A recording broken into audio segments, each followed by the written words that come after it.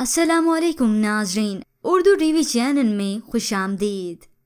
Viewers, drama serial रमज़े इश्क की last episode में जैसा कि आपने देखा, रयान ने रोशनी की बात मानते हुए रानिया को तलाक नहीं दी, बल्कि हशमत अली ने सफिया बेगम को अपनी जायदाद का हिस्सा देकर खुद से अलग कर दिया, जिसके बाद इन दोनों माँ बेटी के पास सिवाय पछतावे के कुछ भी नहीं रहा।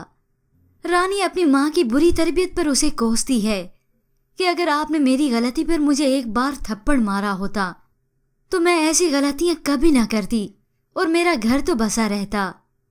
तो उधर रोशनी अपना आला ज़र्फ दिखाते हुए रयान से कहती है, रानिया ने तुमसे बेइंतहा मोहब्बत की, जिसके लिए उसने अच्छे और बुरे रास्ते को न देखा। कुछ माह यूं ही बीत गए और रयान का बेटा भी हो गया। तमाम घर वाले बहुत ही खुश हैं, वो अपनी हंसी खुशी जिंदगी का आगाज कर चुके हैं।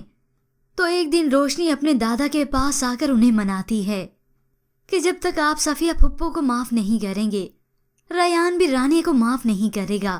हमें रिश्तों को निभाने के लिए आला ज़र्फ रखना होगा, तभी तो रिश्ते निभते हैं, वरना टूट जाते हैं। रोशनी के कहने पर आखिर हशमत अली साहब मान जाते हैं।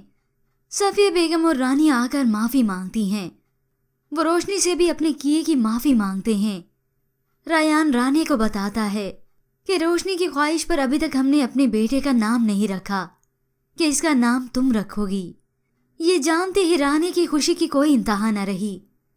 आखिर वो बच्चे का नाम रखते हुए कहती है, तुम लोगों ने मुझे माफ कर दिया, बस मैं अपनी सारी जिंदगी मेराज की अच्छी तरबियत में वक्फ कर दूंगी। इसी तरह व्यूअर्स, इस ड्रामे की एंडिंग हैप्पी एंडिंग हुई। सफिया बेगम और रानिया की गलतियों को सब माफ कर देते हैं। रयान के बेटे की अब एक नहीं बल्कि 2 माएँ हैं। ओवरऑल ये ड्रामा सीरियल बहुत ही अच्छा रहा, लेकिन दी एंड पर ये बच्चा तो बहुत ही क्यूट था। बहरहाल व्यूअर्स, आपको इस ड्रामे का दी एंड कैसा लगा, हमें अपनी कीमती राय देना मत भूलिएगा। मज़ीद ड्रामास प्रोमो के लिए आप देखते रहिए उर्दू टीवी।